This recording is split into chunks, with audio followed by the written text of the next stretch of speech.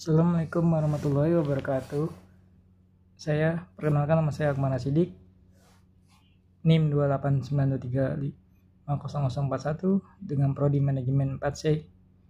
Ingin mempresentasikan UAS Manajemen Logistik dengan dosen Ibu Wina Sari Kusuma. Kebijaksanaan dan perencanaan logistik dalam sistem informasi manajemen logistik. Tujuan instruksi khusus.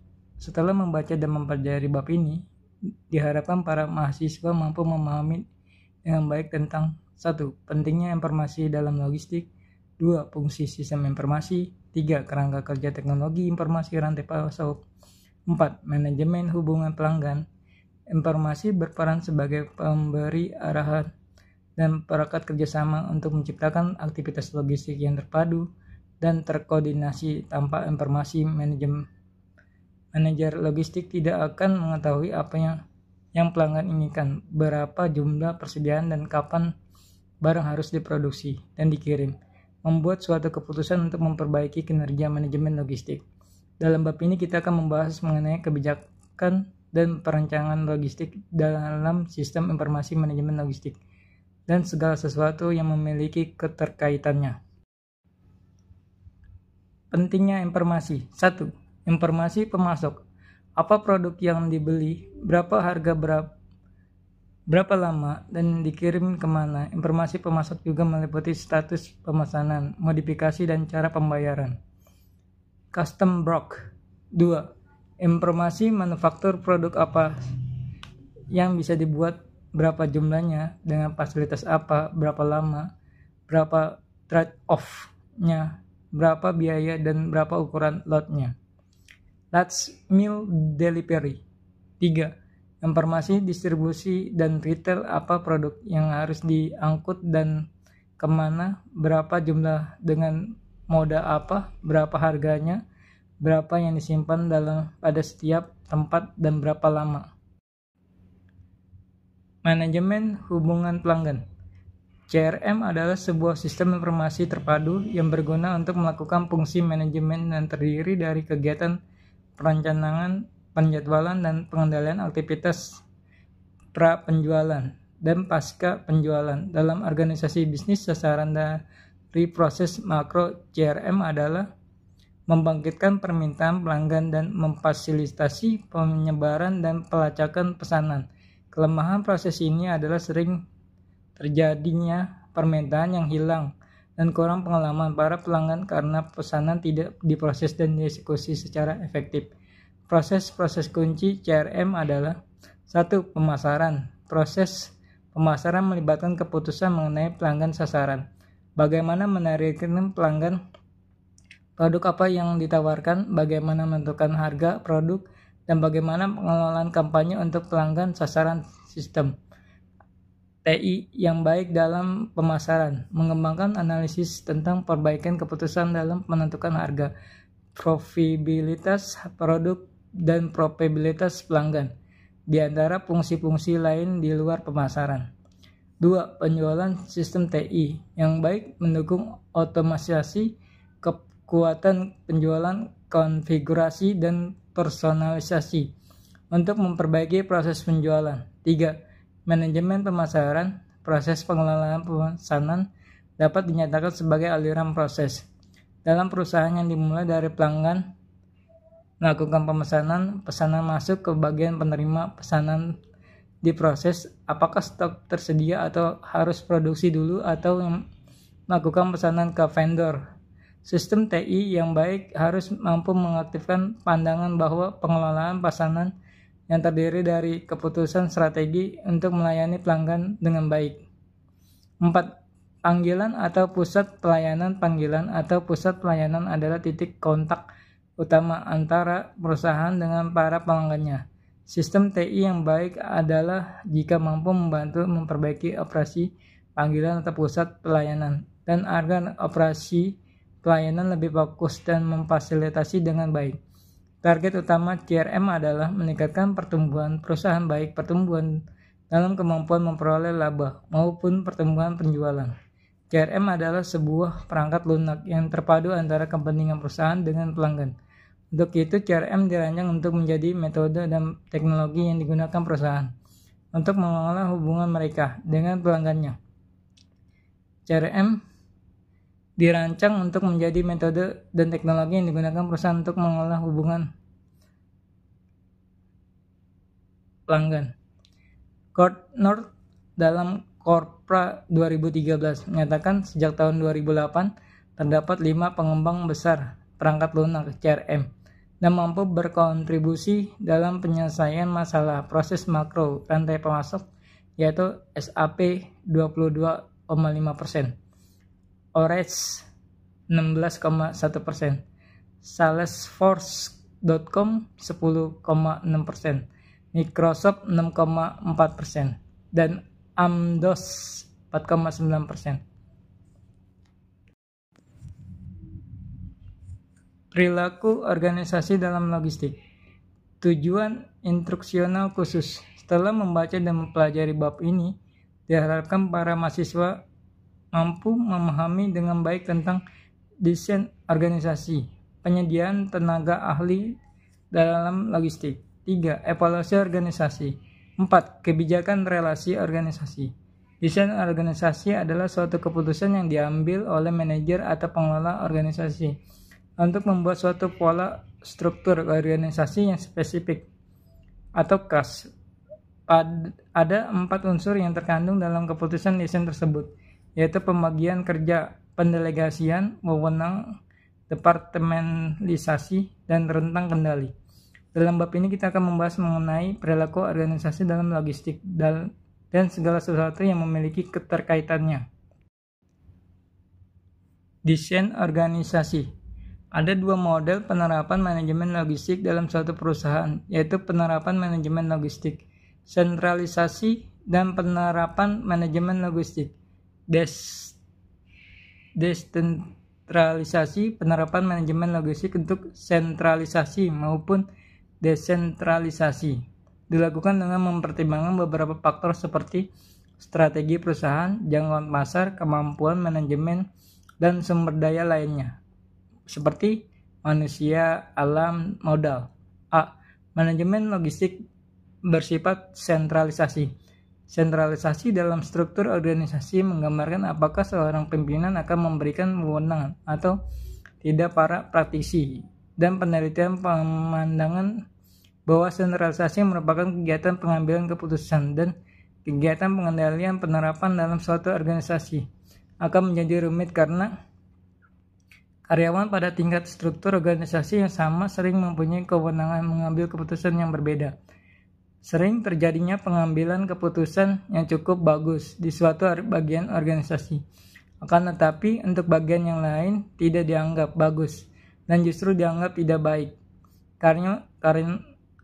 Karena karyawan secara formal mereka memiliki wewenang untuk mengambil keputusan, akan tetapi wewenang yang diberikan adalah wewenang yang semu. Hubungan antara sentralisasi dan desain organisasi adalah sebagai berikut. Semakin tinggi spesialisasi kerja, maka akan semakin besar sentralisasinya. Hubungan ini timbul karena semakin tingginya atau semakin terspesialisasinya suatu pekerjaan, maka tidak akan mungkin ada wewenang untuk memberikan secara luasa. Semakin sedikit pendelegasian wewenang, maka akan semakin besar sentralisasinya, karena sentralisasi bersifat mempertahankan kekuasaan. Semakin besar penerapan departemen fungsional, maka akan semakin besar sentralisasinya. Hubungan ini timbul karena departemen mentalisasi fungsional masyarakat, pengkoordinasian kegiatan lainnya. Semakin luas rentang kendali, semakin besar sentralisasinya. B. Manajemen logistik desentralisasi dapat dilakukan apabila dalam suatu organisasi mempunyai beberapa bagian organisasi yang lebih kecil, seperti suatu organisasi yang mempunyai beberapa pabrik, perguruan tinggi, dan mempunyai beberapa kualitas seperti manajer seharusnya bertanggung jawab atas seluruh kegiatan termasuk kegiatan logistik di dalamnya. Evolusi organisasi. Evolusi organisasi merupakan perubahan konsep dari konsep lama ke konsep baru yang mengarah ke terpaduan antara masing-masing. Dalam kegiatan logistik, konsep baru muncul sering dengan berjalannya waktu. Konsep lama dan para manajer konsep lama tersebut diperbarui dengan konsep baru. Reorganisasi logistik bersifat evolusi seluruhnya kecuali untuk beberapa situasi yang istimewa seperti pertandingan dari tipe-tipe organisasi yang dalam kegiatan logistik. A. Organisasi logistik tipe 1. Dalam tipe ini sebagian besar perubahan organisasi menyangkut pengelompokan kembali dari fungsi-fungsi dalam bidang tradisional pemasaran dan manufaktur. Penyediaan tenaga ahli dalam logistik. Apabila suatu organisasi mengalami ketidakseimbangan dalam jumlah penyediaan atau manajer terhadap jumlah tenaga personel akan mengakibatkan kelemahan sistem. Manajemen dalam pengambilan keputusan, jumlah manajer yang terlalu sedikit dapat mengakibatkan pengambilan keputusan kurang memperhatikan faktor yang aktual dan relevan, akan tetapi jumlah manajer yang terlalu banyak juga akan menyebabkan adanya kekaburan tanggung jawab dalam pengambilan keputusan. Pengendalian logistik. Setelah membaca dan mempelajari bab ini, diharapkan para mahasiswa atau mahasiswi mampu memahami dengan baik tentang 1. Penerapan pengendalian manajemen logistik. 2. Pemantauan kegiatan logistik. 3. Inspeksi manajemen material. 4. Manajemen persediaan. 5. Analisis jalur kritis. Kegiatan pengendalian ini dalam manajemen logistik merupakan suatu kegiatan yang perlu dicermati secara terus-menerus, karena kegiatan ini untuk meluruskan atau membetulkan bila terjadi sesuatu penyimpanan dari aturan yang telah ditetapkan. Dalam bab ini kita akan membahas mengenai lanjutan pengendalian logistik dan segala sesuatu yang memiliki keterkaitannya. 1. Penerapan pengendalian manajemen logistik. Faktor-faktor yang perlu dipertimbangkan dalam setiap kurun waktu tertentu. Dalam penerapan manajemen logistik terpadu seperti 1. 4 hal ini merupakan bisnis yang semua kegiatan organisasi oleh karena faktor ini harus juga mendapatkan perhatian tersendiri dari pengelola organisasi, seperti masalah strategi pemilihan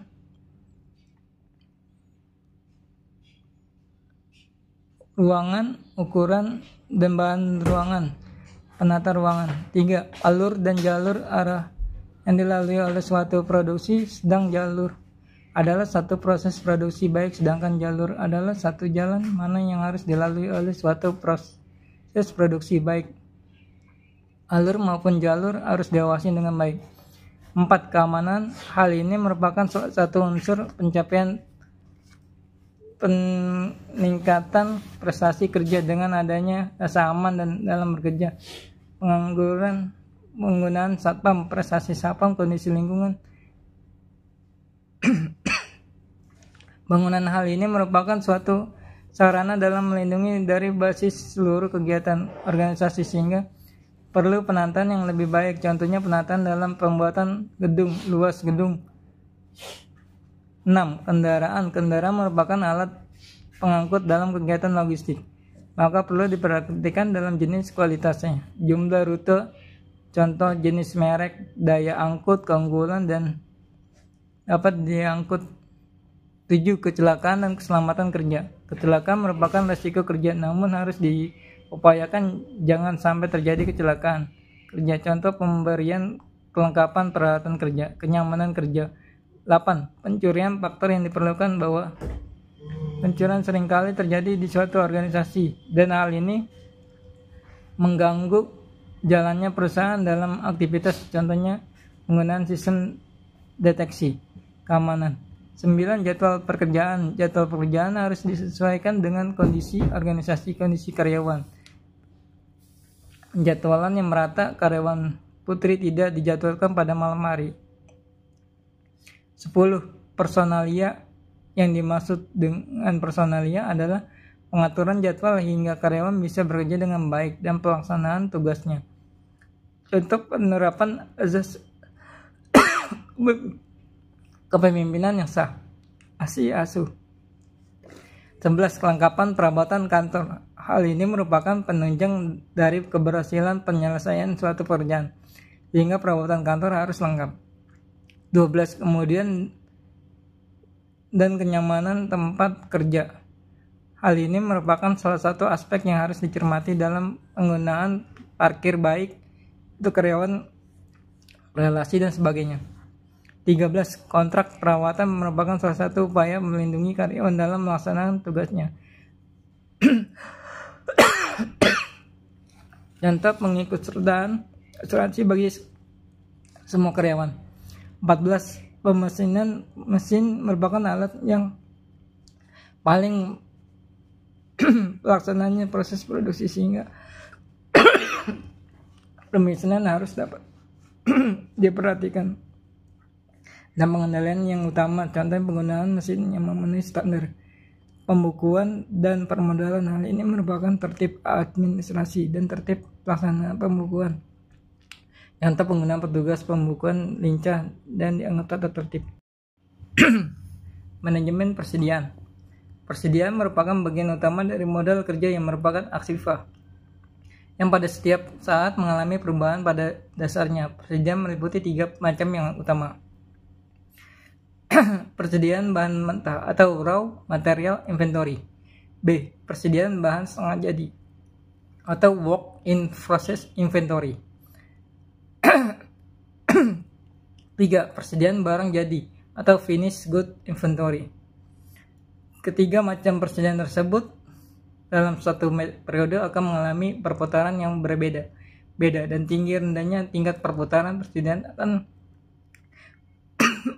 mempunyai pengaruh yang langsung terhadap besar kecilnya yang ditanamkan dalam persediaan tersebut. Semakin tinggi tingkatan perputaran atau semakin cepat perputarannya berarti semakin pendek tingkatnya. Dana dalam persediaan tingkat kebutuhan.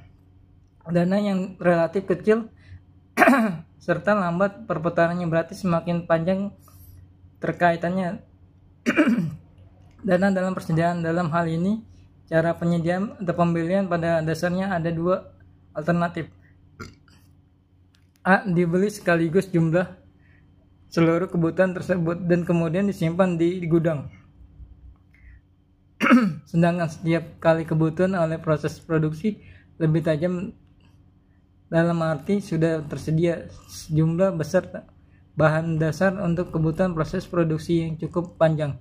Konsekuensi perusahaan harus menanggung ongkos persediaan atau penyimpanan yang tinggi. B. Alternatif kedua, berusaha memenuhi kebutuhan bahan dasar tersebut dengan membeli berkali-kali dalam jumlah kecil. Untuk setiap pembelian, frekuensi pembelian akan lebih tinggi. Keuntungan dari cara ini adalah perusahaan tidak perlu menanggung ongkos penyimpan yang terlalu besar terhadap bahan dasar. Ini dalam hal ini ongkos penyimpanan dibebankan pada supplier bahan dasar. Analisa jalur kritis.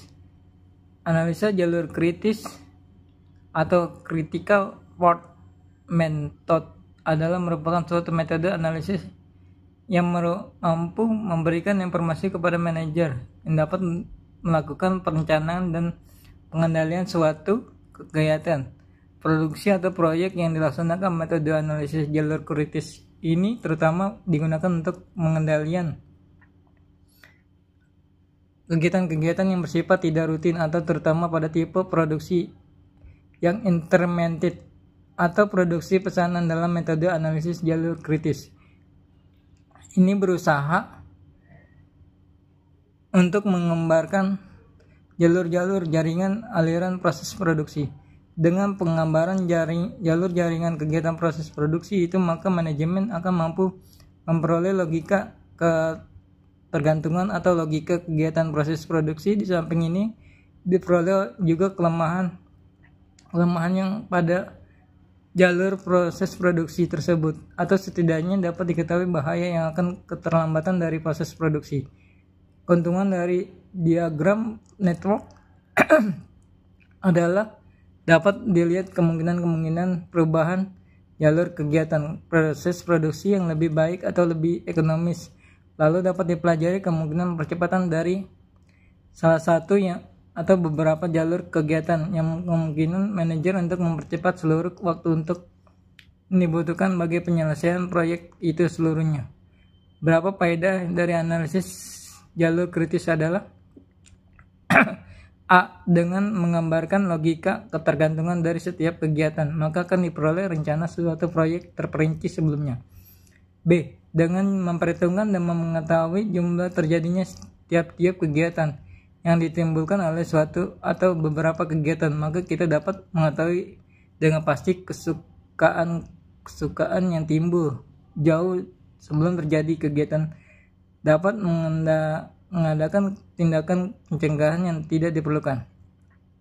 C. Dalam network ditunjukkan dengan jelas di mana kegiatan-kegiatan waktu penyelesaian sangat kritis dan yang tidak kritis, sehingga kemungkinan untuk mengetahui faktor-faktor produksi yang tidak produktif dan kemudian mengatur pembagian usaha dan perhatian terhadap kegiatan tersebut. D. Network planning memberikan kegiatan bantuan dengan sangat berharga di dalam komunikasi antara kegiatan atau departemen. E. Memberikan kepastian atas dicapainya proyek secara lebih ekonomis dipandang dari sudut ketidakraguan dalam penggunaan sumber-sumber tenaga serta faktor kegiatan dapat ditekankan serendah mungkin. Impaksi manajemen material. Salah satu tujuan pokok dari manajemen material adalah pemeliharaan mutu material atau bahan produksi. Mutu yang rendah merupakan penyebab dari kegiatan penyerahan pesanan pada waktu yang telah disepakati. Tanggung jawab inspeksi manajemen material atau bahan produksi bertujuan untuk memeriksa contoh atau sampel material maupun suku cadang yang lainnya untuk menjamin mutu yang telah ditetapkan inspeksi tersebut dapat dilakukan di pabrik penjualan atau supplier atau pada saat material diterima di perusahaan. Titik berat pengawasan material tergantung pada sifat kritis dari barang yang bersangkutan dan kepekaan terhadap kerusakan dalam perjalanan. Makin rentan atau mudah rusak suatu material atau suku cadang terhadap penolakan inspeksi, maka agen besar kebutuhan akan menumpuk barang-barang yang acceptable agar kontinuitas supply terjaga. Tujuan pengecekan sampel adalah untuk mengukur tingkat fluktuasi atau kerusakan material yang ada pada masih pengendalian atau tidak. Proses pengambilan contoh manajemen material ini dapat berupa inspeksi terhadap 1/10 dari bagian material yang dikirim. Jika seluruh 1000 unit material tersebut memenuhi spesifikasi, maka seluruh kiriman akan diterima. Akan tetapi bila terjadi satu cacat dalam contoh, maka 1000 unit akan dapat diikuti beberapa pilihan. Pertama, seluruh material yang dikirim akan ditolak atau dikembangkan.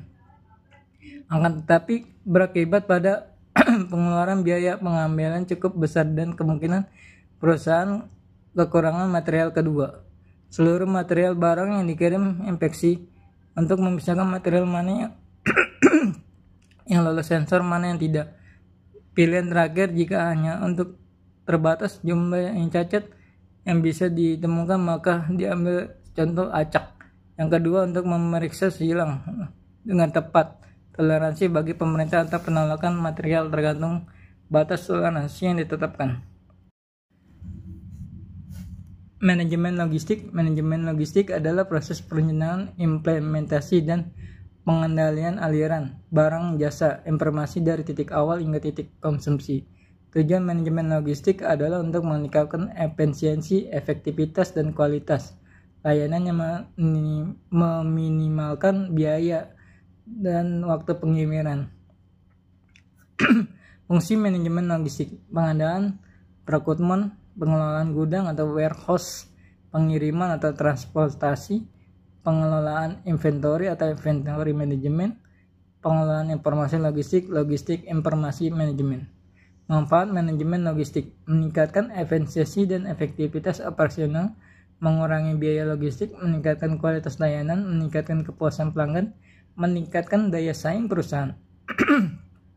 Dengan demikian, manajemen logistik berperan penting dalam meningkatkan kinerja perusahaan dan dapat mencapai tujuan bisnis. Oleh karena itu, perusahaan perlu memperhatikan dan mengelola logistik dengan baik untuk meningkatkan efisiensi, efektivitas, dan kualitas layanan. Sekian dulu presentasi dari saya, UAS Manajemen Logistik. Apabila ada kata-kata saya yang salah, mohon maaf. Assalamualaikum warahmatullahi wabarakatuh.